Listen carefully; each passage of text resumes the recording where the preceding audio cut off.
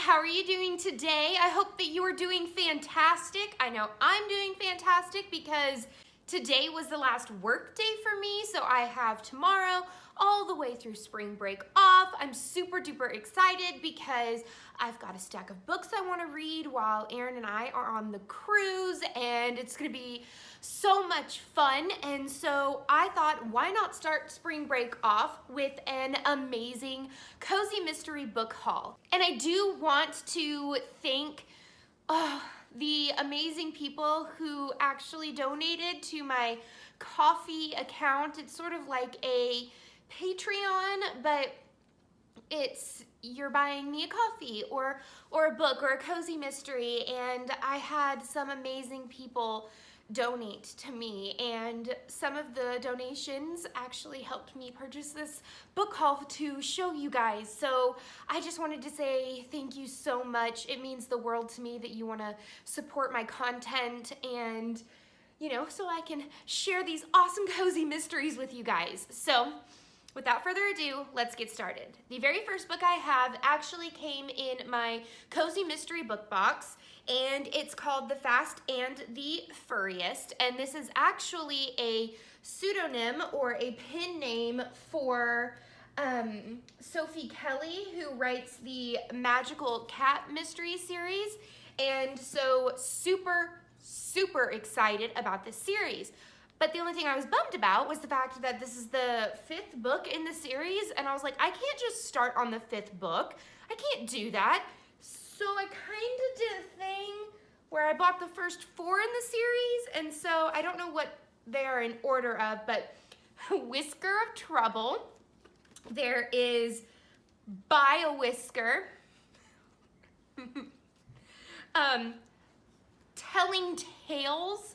Like Tales, the cat tales, except tales as in, story tales. And The Whole Cat and Caboodle. The Whole Kit and Caboodle. This is so much fun. So the very first book in this series is The Whole Cat and Caboodle, and this revolves around Sarah Grayson. She is the owner of Second Chance. It's a charming shop in the oceanfront town of North Harbor, Maine. She has an adorable cat called Elvis. I mean, how could you not love a cat whose name is Elvis? It's pretty cool. So this one starts when Sarah's elderly friend Maddie is found with the body of a dead man in her garden. And the amazingly sweet old lady becomes a suspect in the series, and everyone thinks that she has killed this man. And I'm pretty sure Sarah Grayson's like, no, that's not what happened. I'm gonna find out what really happened. And so that's the first one in this series, but now I have all 5, and look how pretty and colorful they are. Well, that one's not one, but look how pretty and colorful they are, and now I can actually start the series. And that's what happens when somebody gets me a book that's in the middle of a series. I can't just start in the middle of the series, no matter how much I try. All right, tantrum over. Next book. So this book is the book club book of the month for the Cozy Mystery Book Club. It's a high-end finish by Kate Carlisle. And this is actually a Hallmark mystery series as well. It's been turned into a Movies and Mysteries movie.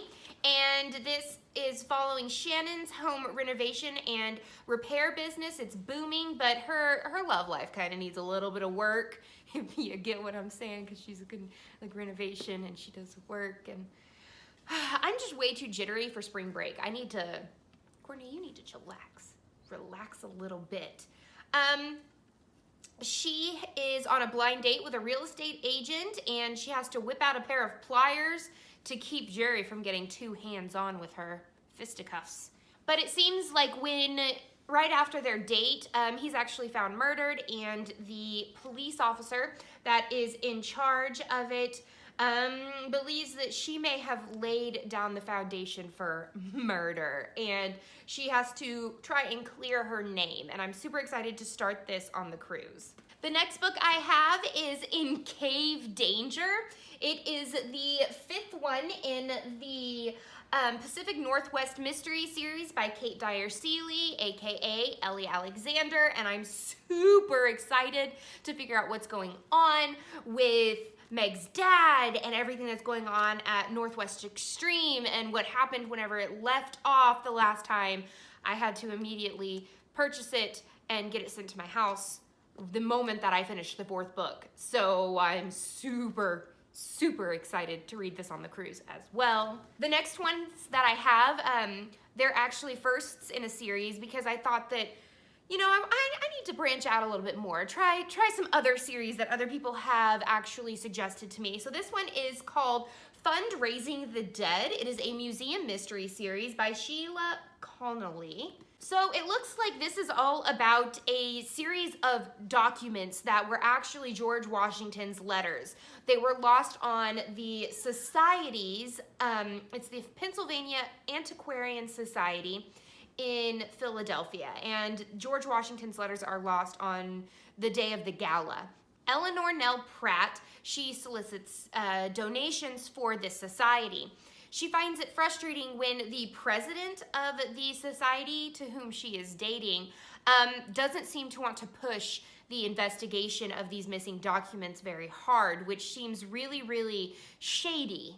And so she finds it upon herself to do sort of her own digging and figuring out what's going on in the society. And she actually digs up a few more sort of shady things in the society's past. I don't know if anybody dies. I'm assuming that they do because Fundraising the Dead, but I'm not quite sure. But it looked really interesting, and I used to actually work at Philbrook Museum here in Tulsa, and I always loved digging in the archivals and touching primary documents and the artwork that the artists put into the museums. And so I thought that this was really cool. The next book I have is A Salt and Pepper. It's a spice shop mystery series by Leslie Budowitz. I think that's what it's called. And seriously, A Salt and Pepper, and it's a spice shop mystery that slays me. The cover was absolutely gorgeous with a little bitty puppy on it. I mean, come on. I have a weakness for fur children, and then food. Pretty sure, yep, there's recipes at the end of the freaking book as well.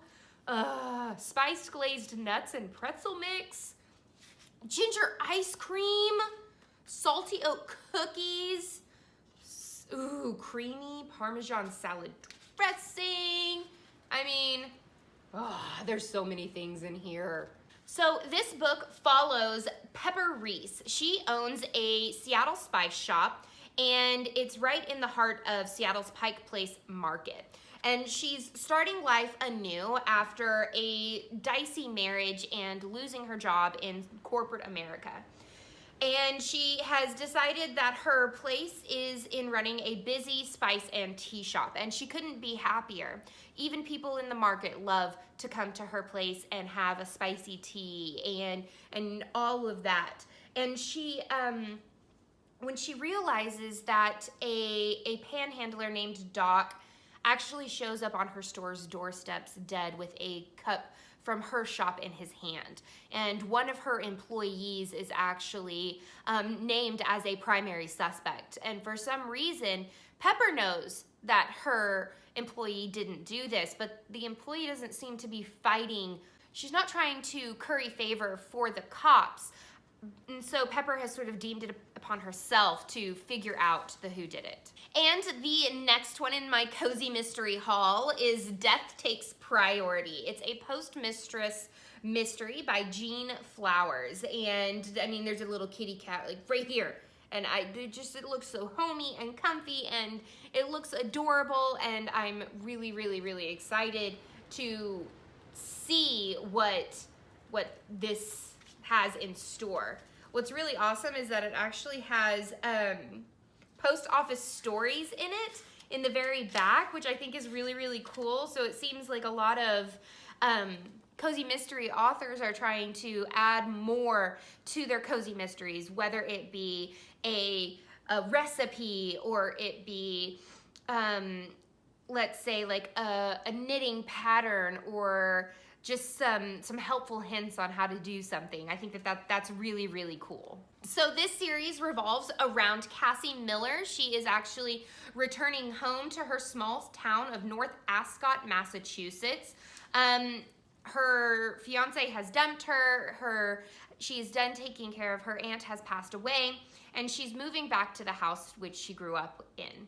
She actually leaves her managerial position in a Boston post office and trades in her tailored suits and high heels for a blue shirt and red, white, and blue scarf of the Ascot mailroom. And she's super excited to start fresh, to start new. She comes to work one day and she notices that the post office has been broken into, unfortunately, and she finds that the only thing that seems to be missing are a stack of phone books. I mean, who steals phone books nowadays? You can Google everything. But not only are those phone books stolen, there is a man found dead in the forest, and a young gentleman who she had just had lunch with is taken into custody, and she puts it upon herself to figure out who did this heinous crime. And I love this.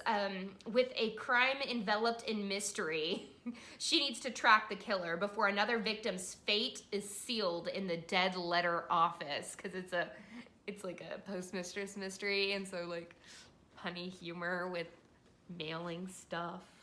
That just sounds super cute. So last but not least is The Last Equation of Isaac Severy by Nova Jacobs. This is a novel in clues. I think that this is a really, really cool book. I actually got it in my book of the month for this month, and I'm actually really, really, really excited about it. It says that it's a dazzling and imaginative literary mystery about a mathematician who leaves his last equation to his adopted granddaughter. The problem is she doesn't know where it's hidden. So it seems like it's sort of like a scavenger hunt to figure out where his last equation is. And this equation is supposed to be like something that is his whole entire life's work. And it could be potentially dangerous for his whole entire family. Hazel is the granddaughter, and she's trying to sort of get all of the clues before the rest of the family does. And it just seems really, really fantastic and cute. I'm really, really excited to see how this works. It says that it's a witty and suspenseful mystery. The Last Equation of Isaac Severy proves that, like Hazel, you don't have to love math to fall under the Severy spell. And so I like the idea that it's sort of a mystery, a math mystery, all wrapped into one book. And so I'm taking this on the cruise as well. I'm taking a lot of books on the cruise, probably more books than clothes, if I'm to be honest. So that is the end of this chapter of Courtagonist. I hope that you enjoyed my cozy mystery haul. Thank you guys so much for those that donated on Ko-fi. I can't believe that I was able to do this with the help of you amazing people. Remember, my blog and everything that you ever ask questions about are always linked down below. And until next time, guys, happy reading and have an amazing spring break. Bye.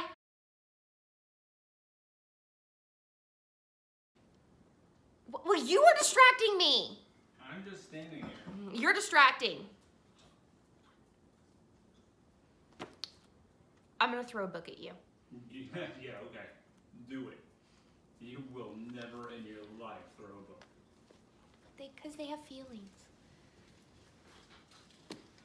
Yeah. You know, but I thought about it. I didn't really think about it. Shut up!